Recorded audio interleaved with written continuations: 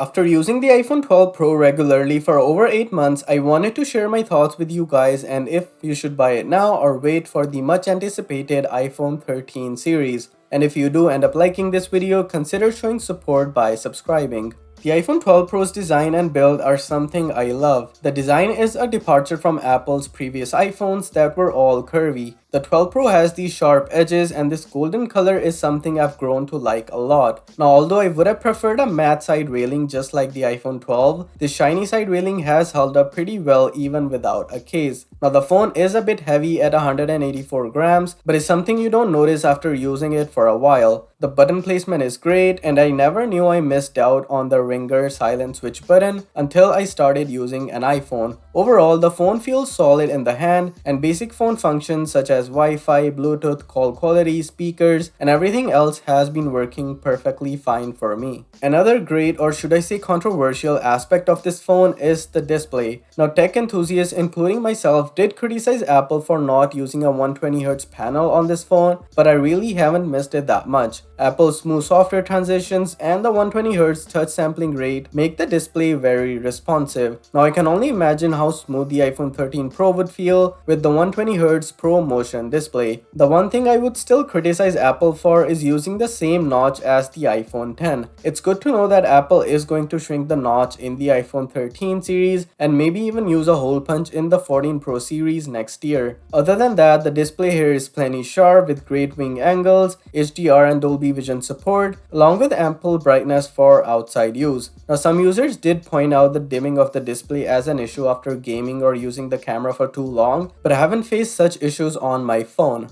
The only subpar thing about the iPhone 12 Pro is its battery life. Apple has always included a small 2815 mAh cell in this phone, which will never last you a day unless it's with low usage. With heavy usage though, the phone will need to be recharged in the evening. The only quote-unquote good thing about this phone is the support for 20-watt fast charging, which is still slow when compared to other Android phones. On top of that, I still can't forgive Apple for starting the no charger in the box trend, and wireless charging in the form of Magsafe is here, but I haven't used it at all. And the same goes for 5G as well. Now let's hope the iPhone 13 has a larger battery, especially when it's going to pack that power-hungry 120Hz refresh rate display. Another thing I've loved about this phone are the cameras. It is actually the reason this channel exists at all. All reviews on this channel have been shot with the iPhone 12 Pro, well except for this one which has been shot with a Pixel 5. So let me know in the comments down below how the video quality of the Pixel 5 looks and subscribe if you don't want to miss the Pixel 5 review coming next week. The camera of the iPhone 12 Pro takes some really amazing shots. Photos are crisp with bang-on color accuracy and great dynamic range. Selfies, portrait shots, and night mode are all great as well. Now I do wish Apple introduces an astrophotography mode in the iPhone 13 series or just updates the iPhone 12 series to support it as well. Other than that, video quality as always is amazing. Like I said, I have shot all reviews on this channel with the 12 Pro and the versatility of shooting with an iPhone is really great. This phone can shoot in HDR as well, which according to me is pretty damn amazing. Now the iPhone 13 series is expected to get some serious upgrades in the video capabilities, and I for one am really looking forward to that.